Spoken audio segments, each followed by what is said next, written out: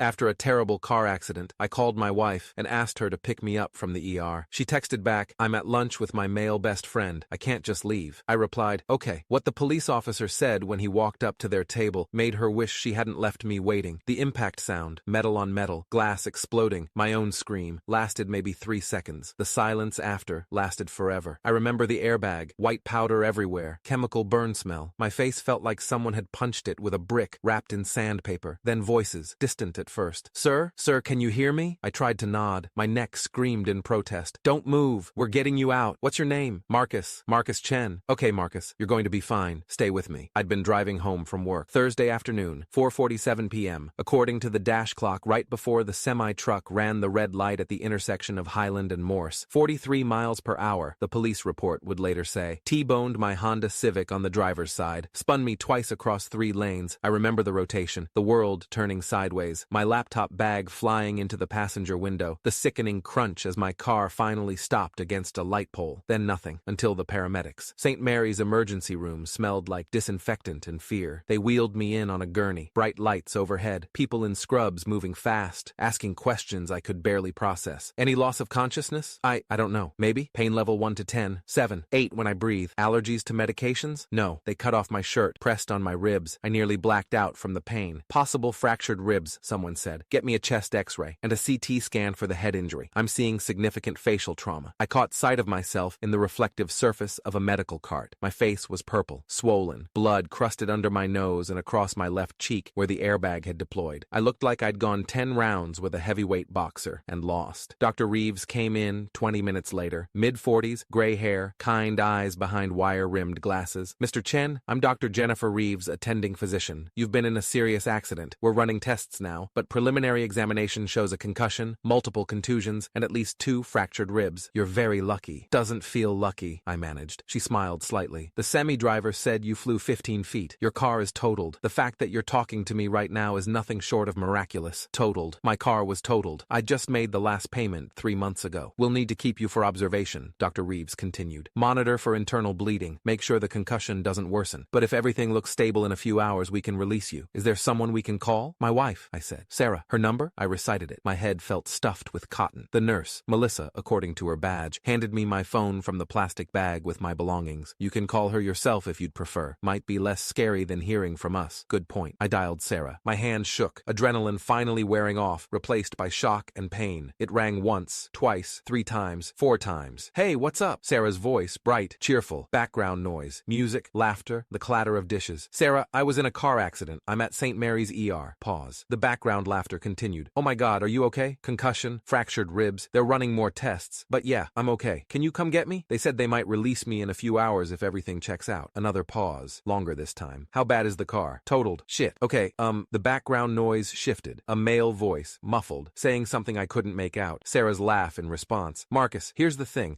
I'm actually at lunch right now with Ryan. Ryan, her best friend from college. The guy she'd been spending increasing amounts of time with over the past 6 months. Sarah, I was just hit by a semi-truck." "I know, babe, and I'm so glad you're okay. But Ryan drove all the way from Bellevue to meet me. We just ordered. It would be really rude for me to just bail on him." My ribs hurt. My head throbbed. The fluorescent lights felt like ice picks behind my eyes. "So, what should I do? Can't you just Uber home or get a cab? I can meet you there later. We're almost done anyway." Almost done. She was almost done with lunch, while I sat in an emergency room with fractured ribs and a concussion. "Yeah," I said quietly. Okay, so you'll figure it out?" "Yeah, I'll figure it out. You're the best. Love you. See you at home." She hung up. I stared at my phone, at the black screen, at my own reflection in it. Bruised, swollen, barely recognizable. Nurse Melissa touched my shoulder gently. "Is someone coming?" I looked at her. "No." "Oh." Her expression shifted. Pity mixed with something harder. Anger on my behalf. "Do you have anyone else you can call?" I thought about it. My parents were 3 hours away in Spokane. My brother was deployed overseas. My friends were all at work, and I didn't want to impose. Then I remembered. David, Sarah's older brother. Officer David Torres, Seattle PD, 15 years on the force. We'd always gotten along, played basketball on weekends, grabbed beers after Sarah's family dinners. He was a good guy. Solid. The kind of person who showed up when it mattered. I pulled up his number. Hit call. "Marcus." His voice was warm, happy. "What's going on, man? We still on for the Seahawks game Sunday? Hey, so, I was in a car accident. I'm at St. Mary's ER. Sarah said she can't pick me up because she's at lunch with Ryan. I know you're probably working, but..." "Stop." His voice went cold, flat. "Say that again." "I was in an accident." "No, the Sarah part. She's at lunch with Ryan and said she can't leave to pick me up. Silence. I could hear his breathing on the other end. Then, where are they? I don't know. Some restaurant. She didn't say. Don't move. I'll find out. David, you don't have to. I'm her brother, Marcus. And you're my friend. I'll handle this. He hung up. I sat there in the ER bay, surrounded by beeping monitors and the smell of antiseptic, wondering what handle this meant. Nurse Melissa brought me water and crackers. Eat slowly. Concussion can cause nausea. I nibbled the crackers, sipped the water. Everything tasted like cardboard. The CT scan came back clean. No brain bleeding. The x-rays confirmed 2 fractured ribs on my left side. Dr. Reeves prescribed pain medication and strict bed rest. You got lucky, Mr. Chen. Another 6 inches to the left, and we'd be having a very different conversation. Great, I mumbled. Do you have a safe place to recover? Someone to help you for the next few days? You shouldn't be alone with a head injury. I thought about Sarah, about her laughing in the background of our phone call, about Ryan. I'll figure something out. My phone buzzed. Text from David. Found them. Marco's Italian Bistro on 5th. I'm 10 minutes out. My stomach dropped. I knew Marco's. Upscale Italian place. Expensive. Romantic lighting. The kind of place you took a date, not a best friend. Another text. Don't worry. I've got this. I wanted to tell him to leave it alone, that I'd deal with Sarah later, that it was fine, but it wasn't fine, and I was too tired and hurt to pretend anymore. 20 minutes later, my phone rang. David, I need you to hear this, he said. No greeting, just straight to it. David, what are you? Just listen. The line shifted. Background noise flooded in. Restaurant sounds, silverware, conversation, someone laughing. Then David's voice. Different now. Official. Cold. Sarah Mitchell? David? Sarah's voice. Confused. What are you doing here? I'm here in my official capacity as a police officer with the Seattle Police Department. What? Why? Is Mom okay? Mom's fine. This isn't about Mom. Silence. Your husband was involved in a serious motor vehicle collision approximately 2.5 hours ago. He's currently at St. Mary's Hospital Emergency Department. He sustained multiple injuries, including a concussion and fractured ribs. He called you for assistance. You declined to help him. The restaurant noise seemed to fade, like everyone nearby was listening. I didn't decline. Sarah's voice went defensive. I just said I was at lunch. I told him to get an Uber. You told your injured husband, who was just hit by a semi-truck traveling at 43 miles per hour,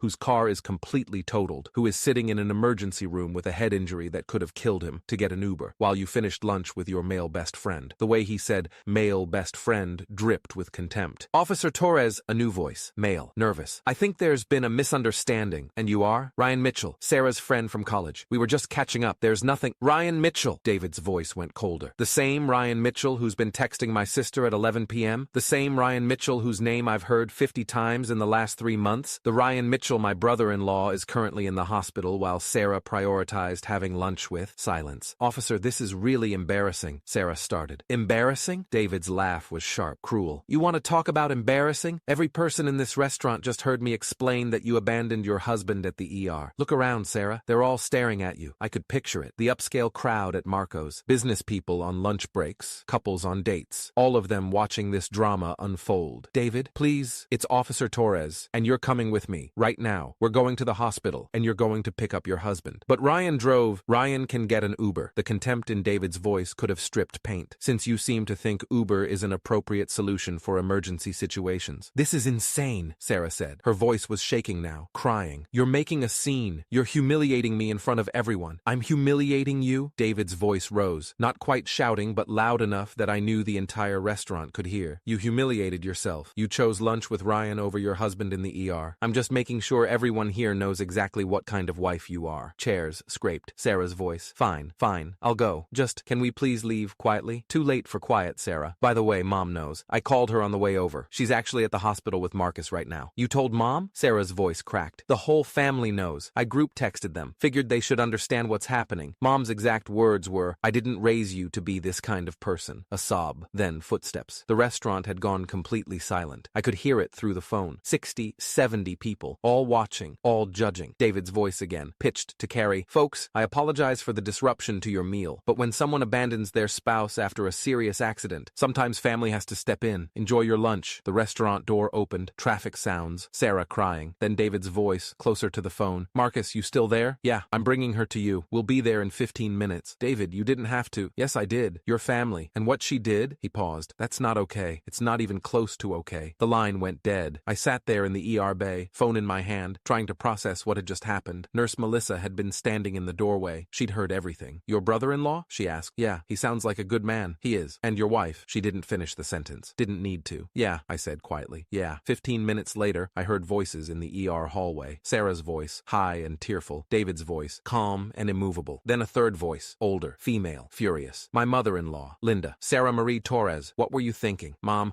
I didn't know it was that serious. He called you from the emergency room. How is that not serious? I thought he was being dramatic. David's voice cut in. The semi-truck left a 40-foot trail of debris. His car had to be towed in 3 separate pieces. But sure, Sarah, he was being dramatic. The curtain to my bay pulled back. Sarah stood there, still in her lunch outfit. Nice blouse, designer jeans, makeup perfect except for the mascara running down her cheeks. Behind her, David in his police uniform. And Linda, my mother-in-law, looking at her daughter with an expression I'd never seen before. Disappointment so profound it was almost physical. Sarah saw me and gasped, "Oh my God." Marcus, I knew how I looked. Purple bruises blooming across my face and neck, bandages on my forehead where they'd cleaned the cuts, my left arm in a sling because moving it pulled on my fractured ribs, hospital gown, IV in my right hand. "Hi," I said. She rushed forward, grabbed my good hand. "Baby, I'm so sorry. I didn't know it was this bad. I thought you just had like a fender bender or something. I told you I was hit by a semi." My voice came out flat, empty. "I told you I had a concussion and fractured ribs. I know, but on the phone you sounded fine." "I sounded fine?" I looked at her. "I called you from the ER. What about that sounded fine?" She opened her mouth, closed it. David stepped forward. "Marcus, how are you feeling?" "Like I got hit by a truck." He smiled slightly. "Fair enough. Dr. Reeves said you can be released in about an hour if your vitals stay stable. I'll drive you home." "Thank you." Linda approached the other side of my bed. "Marcus, honey, I'm so sorry. If I'd known, it's not your fault, Linda. It's hers." She looked at Sarah. "I don't even know what to say to you right now." Sarah's face crumpled. "Mom, please, I made a mistake. Ryan had driven so far, and I thought Marcus would be okay and—" "Ryan." Linda's voice went sharp. "You're still talking about Ryan. Your husband is lying in a hospital bed, and you're making excuses about Ryan. That's not fair. None of this is fair." Linda's voice rose. Other ER staff glanced over. She lowered it again, but the anger remained. "You took vows, Sarah, in sickness and in health. This is literally the in-sickness part, and you chose lunch." Sarah was full-on crying now. "I didn't know what else to do. Ryan was already there, and Marcus said it was okay. I said okay because what was I supposed to say?" I asked quietly. "Beg you to come? Force you to care that I was hurt? That's not— I do care. You cared more about not being rude to Ryan than about me being in the ER." The words hung in the air. Sarah shook her head desperately. "That's not true. I love you. I wasn't thinking." "No," I agreed. "You weren't." Dr. Reeves appeared, tablet in hand. She took in the scene. Crying wife, angry mother-in-law, stone-faced cop, bruised patient, and her expression went carefully neutral. "Mr. Chen, your vitals are stable. No signs of internal bleeding. I'm comfortable releasing you with strict instructions. Bed rest for at least 3 days. No driving for a week. Follow up with your primary care physician in 72 hours. Return immediately if you experience worsening headache, vomiting, or loss of consciousness." "Understood." She handed me a packet of papers. "Your discharge instructions and prescriptions. Take the pain medication as directed. Ice your ribs 20 minutes every few hours. And Marcus," she looked at me seriously, "you need someone with you for the next 48 hours. Concussion protocol. Is that possible?" I looked at Sarah. She nodded quickly. "Of course, I'll take care of him." Dr. Reeves glanced at David, then back to me. "You have my card if you need anything." The implication was clear. If you need anything, she's not providing. The ride home was silent. David drove. Linda sat in the passenger seat. Sarah and I were in the back. She kept trying to hold my hand. I kept pulling away, not to be cruel, just because I couldn't let her touch me, couldn't pretend everything was fine. We pulled up to our apartment building. David helped me out of the car, up the stairs, into our second-floor unit. Sarah unlocked the door. The apartment looked exactly as I'd left it this morning. Coffee mug in the sink, work bag by the door, normal Thursday morning, before everything changed. David helped me to the couch. Linda went to the kitchen, started making tea without asking. Sarah hovered. "Marcus, can I get you anything? Water? Your pain meds? Do you want to lie down in bed?" "I'm fine here." "Are you sure? The bed would be more comfortable." "Sarah," I looked at her. "I'm fine here." David sat in the armchair across from me. "Marcus, I need to ask you something, and I need you to be honest, okay? How long has this been going on? The Ryan thing?" Sarah made a strangled sound. "There is no Ryan thing. I'm not asking you." David's voice was cold. "Marcus?" I thought about it. About the last 6 months. About the increasing number of work dinners that Sarah came home late from. About the texts I'd seen flash across her phone. Nothing explicit, but familiar, intimate. About the distance growing between us. 6 months, I said. Maybe longer. I'm not sure. Have you talked to her about it? "A few times. She said Ryan was just a friend, that I was being paranoid." David looked at his sister. "You made him feel crazy for noticing." "I wasn't doing anything wrong." Sarah's voice rose. "We're friends. We have lunch. We text. That's what friends do. Friends don't prioritize each other over spouses in emergencies," Linda said from the kitchen. "Friends don't make their husbands feel paranoid. Friends don't—" She stopped, took a breath. "Sarah, honey, I love you. You're my daughter. But you need to take a hard look at what you've been doing." "I haven't been doing anything." "Then why did you choose Ryan over Marcus today?" David asked. "Explain it to me. Make it make sense." Sarah opened her mouth, closed it, tears streaming down her face. "I panicked," she finally whispered. "When Marcus called, I panicked, because Ryan Ryan was sitting right there, and I knew how it would look if I just left, and I thought Marcus would understand and— You thought wrong, I said, quietly. She looked at me. Marcus, please, I'm sorry, I'm so sorry. I made a terrible mistake. But I love you so much. Please don't— Her voice broke. Please don't give up on us. I wanted to feel something. Anger, hurt, betrayal, but all I felt was tired. So incredibly tired. I need to rest, I said. Can we talk about this later? Of course. She moved toward me. Let me help you to bed. I'm staying on the couch. But Dr. Reeves said— I'm staying on the couch, I repeated, firmer this time. She stopped, nodded. Okay, I'll get you a blanket. After she left the room, David leaned forward. Marcus, I love my sister, but if you need to stay somewhere else, my place is open. No judgment, no questions. Thanks, I'll think about it. Linda brought me tea. I'm going to stay tonight, on the couch in your office, just to make sure you're okay. Linda, you don't have to. I know I don't have to. I want to. Besides, someone needs to make sure Sarah actually takes care of you. Sarah returned with blankets, pillows, my laptop, my phone charger, and my pain medication. Arranged everything carefully, helped me get comfortable. The whole time, not meeting anyone's eyes. David and Linda left around 7 p.m. As David walked out, he pulled me aside. I called work, told my sergeant what happened. He said if you need anything, and I mean anything, the whole department has your back. Your whole department? Your family, Marcus. And what happened today? He shook his head. Just remember, you're not alone in this. After they left, Sarah made dinner. Soup, crackers, easy to eat. She brought it to me on the couch, sat in the chair David had vacated. Marcus, I need you to know something. I sipped the soup, waited. Ryan and I, we're not having an affair. We've never been physical. We've never even talked about it. He's my friend, that's all. Okay? But, she swallowed hard, I think maybe I've been using him as an escape. From us, from our problems, from feeling like we've been drifting apart. And today, when you called, I saw a choice. Come to you and deal with the reality of our marriage. Or stay with Ryan and pretend everything was fine for a little longer. And I chose wrong. I set down the soup. We've been drifting apart because you've been spending all your time with him. I know. You made me feel crazy for noticing. I know. And today, when I needed you most, you weren't there. Her face crumpled. I know. So, what do we do now? She looked at me. Really looked at me. I don't know, but I want to fix this. I want to be better. I want to be the wife you deserve. I don't know if I can trust you anymore, Sarah. The words fell like stones. She started crying again, nodded. I understand. I do, but please